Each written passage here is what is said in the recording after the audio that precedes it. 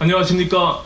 바른미래당 원내대표 기호 1번 오신환입니다. 먼저 여러 의원님들께 크게 인사드리고 시작하겠습니다.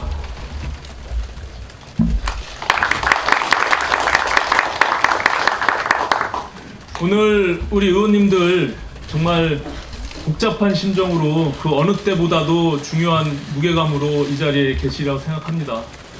저 또한 마찬가지입니다. 제가 오랜 기간은 아니지만 여러 의원님들 찾아뵙고 말씀드리는 과정에서 정말 한 분 한 분이 우리 바른미래당을 걱정하고 또 아끼고 사랑하는 그 절실한 마음들을 제가 느꼈습니다. 저는 거기서 희망을 봤습니다. 그리고 우리 바른미래당의 미래를 봤습니다. 저는 할 수 있다는 확신도 가졌습니다. 저 오신환이 무슨 자리 욕심이 있어서 이 자리에 서지 않았으리라는 그런 생각을 가져주시리라 생각합니다. 저는 지난 1년 3개월 동안 통합 과정에서 정말 우리 당의 화학적 결합을 위해서 그 중심에서 역할해 왔다고 자부합니다. 정말 제가 평소 존경하고 좋아하는 김성식 의원님께서 정말 언짢은 내색 한번 안 하시고 이렇게 함께 경선할 수 있는 저에게 영광을 또 주신 점도 진심으로 감사하고 송구스럽게 생각합니다. 의원님 고맙습니다.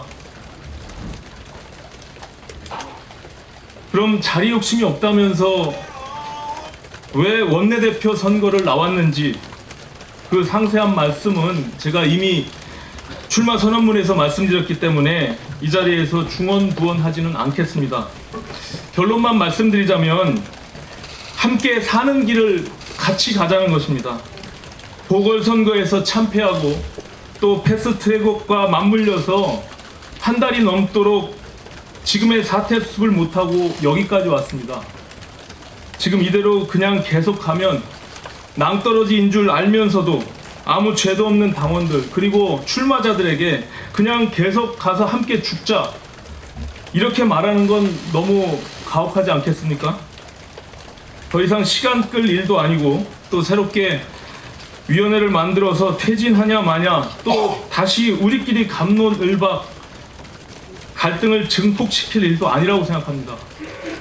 그래서 당을 새로운 활로를 개척할 수 있도록 제가 정말 존경하는 손학규 대표님의 용단을 내려달라는 그 충원을 드린 것이고 그것 외에는 개인적인 어떤 감정도 없습니다. 오히려 저로서는 인간적으로 정말 죄송한 마음입니다.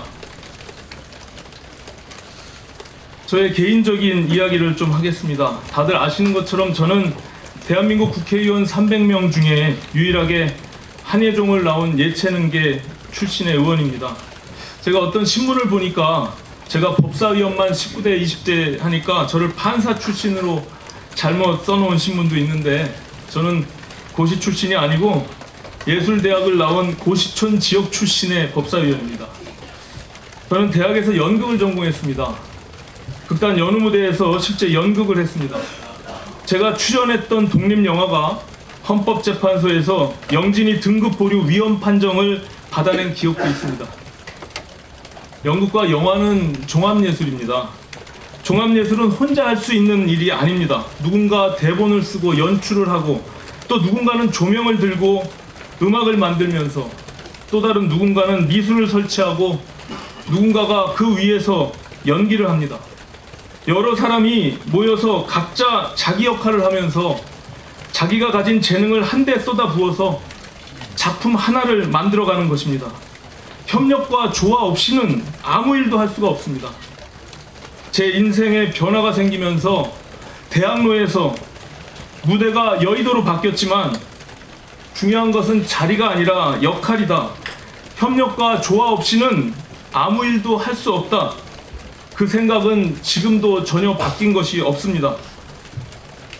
그래서 바른미래당을 만드는 과정에서 바른정당의 원내대표였던 제가 김동철 대표님을 기꺼이 원내대표로 모시고 원내수석의 역할을 수행했습니다. 통합을 위해서는 반드시 누군가는 해야 할 역할이었기 때문에 그 수많은 욕을 먹으면서도 우리 당의 화학적 결합을 위해서 당무 역시 특위위원장을 맡아서 정말 찢어지는 아픔을 감수하고 100명이 넘는 당직자들을 떠나보내야만 했습니다. 이후 사무총장을 지낸 최근까지 저 오신하는 출신, 계파, 정파를 가리지 않고 열린 마음으로 모든 의원님들을 대했고 또 의원님들을 따랐던 것은 여기 계신 모든 분들이 인정해 주시리라 믿습니다. 저 오신하는 앞으로도 마찬가지입니다. 화합, 자강, 혁신, 우리가 국민 앞에 한 이 약속을 반드시 지킬 수 있도록 변함없이 찾아가서 상의하고 듣고 따르는 그러한 원내대표가 되겠습니다. 짧은 선거운동 기간이었지만 절박한 마음으로 의원님들을 찾아다녔던 그 마음 그대로 간직하고 변함없이 열심히 하겠습니다. 의원님들 도와주십시오. 그리고 일할 수 있도록 기회를 주십시오. 젊은 리더십, 변화와 혁신, 제 손 한번 꼭 잡아주십시오. 부탁드립니다. 일부 의원님들께서 제가 원내대표가 되면 패스트트랙과 관련해서 어떤 입장인지를 묻습니다. 제가 왜 패스트트랙을 반대했는지를 여기 의원님들께서 누구보다 잘 알고 계실 겁니다. 수사기소가 분리되지 않은 비형적인 공수처를 반대했던 것입니다.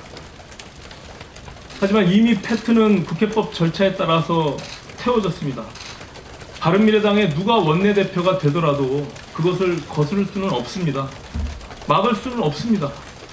다만 공수처의 처장, 차장, 검사, 수사관 모두를 대통령이 임명하는 백혜련 의원의 안은 통과돼서는 안 됩니다. 제대로 된 공수처가 되도록 최대한의 협상력과 정치력을 발휘하여 검경수사권 조정 법안과 함께 사법개혁을 이뤄나가겠습니다.